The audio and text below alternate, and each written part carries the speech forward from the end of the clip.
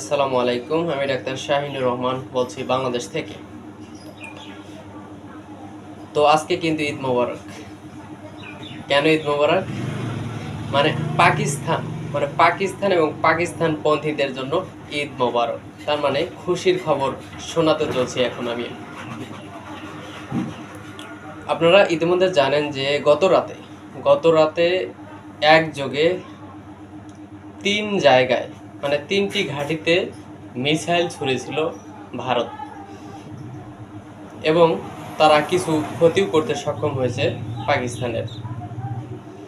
তো এর বিপরীতে পাল্টা জবাব দিল পাকিস্তান যে পাল্টা জবাব দিয়েছে, এই জবাবে কিন্তু একেবারে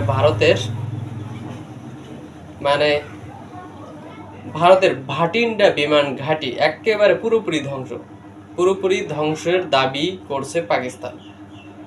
মানে এমন একটা মিসাইলটা ব্যবহার করছে কি জানেন? ফাত্তা মিসাইল। আমি যতটুকু জানি ফাত্তা মিসাইলটি কিন্তু ইরানের। তো এই মিসাইল অত্যন্ত শক্তিশালী, আর এই মিসাইল দিয়েই তারা আক্রমণ করেছে।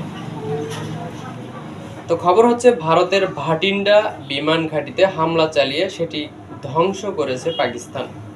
শনিবার 10 মে সকাল জিও টিভি নিউজ এই তথ্য জানায়। সংবাদ মাধ্যমটি পাকিস্তানের সামরিক সূত্রের বরাতে এই খবর প্রকাশ করে। জিও টিভি জানিয়েছে, ভারতের বিরুদ্ধে পাকিস্তান অপারেশন বনিয়ান উল মারসুস পরিচালনা করেছে। অভিযানে ফাত্তা মিসাইল সহ ভারী অস্ত্র ব্যবহৃত হয়েছে। ভোরের দিকেই পাঠানকোট, উধমপুর এবং ব্রাক্ষস ক্ষেপণাস্ত্র সংরক্ষণাগারে সফল আক্রমণ চালানো হয়েছে। সময়ের সঙ্গে সঙ্গে অভিযানের তীব্রতা বাড়ছে। এ সময় ভাটিন্ডা বিমান ঘাঁটি ধ্বংস করার ঘটনাটি ছিল বিশেষভাবে উল্লেখযোগ্য। পাঞ্জাবের ভাটিন্ডা শহর এবং মালওয়াল অঞ্চলের গুরুত্বপূর্ণ সামরিক স্থাপনা হলো ভাটিন্ডা বিমান ঘাঁটি।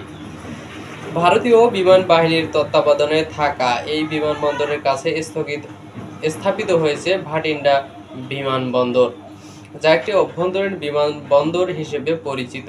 ভিসিয়ানা শহর থেকে প্রায় 16 কিলোমিটার উত্তর পশ্চিমে অবস্থিত বিমানবন্দরটি ভিসিয়ানা বিমান বাহিনী স্টেশনের সিভিল এনক্লেভ হিসেবে পরিচালিত হয়। ভারতের বিমানবন্দর কর্তৃপক্ষ ওখানে সীমিত সংখ্যক বাণিজ্যিক ফ্লাইট পরিচালনা করে। পাকিস্তানের সামরিক বাহিনী জানিয়েছে, ভারতের বিরুদ্ধে বেশ কয়েকটি ক্ষেপণাস্ত্র ব্যবহার করা হয়েছে, যার মধ্যে ফাত্তা 1 মাঝারি পাল্লার ক্ষেপণাস্ত্রও রয়েছে। এই অস্ত্রগুলো বিশেষভাবে সামরিক স্থাপনাগুলোকে লক্ষ্য করে ছোড়া হয়েছে। পাকিস্তান জানিয়েছে, বেসামরিক স্থাপনাগুলোকে লক্ষ্যবস্তু করা হয়নি। পাকিস্তানের সেনাবাহিনী দাবি করেছে, মঙ্গলবার 6 মে মধ্যরাতে ভারতের হামলায় পাকিস্তানের বেসামরিক নাগরিকদের মৃত্যু হয়েছিল। পরিস্থিতি শান্ত রাখার চেষ্টা সত্ত্বেও ভারতের ক্রমাগত আক্রমণ তাদের প্রতিশোধমূলক পদক্ষেপ নিতে বাধ্য করেছে। বনিয়াল উল মারসুস শব্দগুচ্ছ কোরআনের একটি আয়াত থেকে নেওয়া, যার অর্থ সীসা গলিয়ে তৈরি এক অটুট প্রাচীর।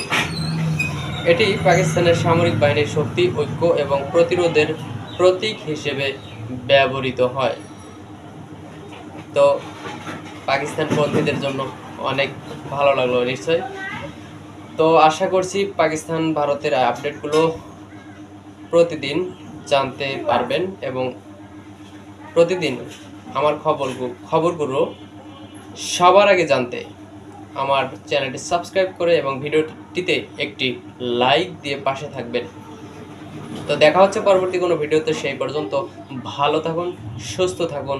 সবাইকে আবারও আসসালামু আলাইকুম।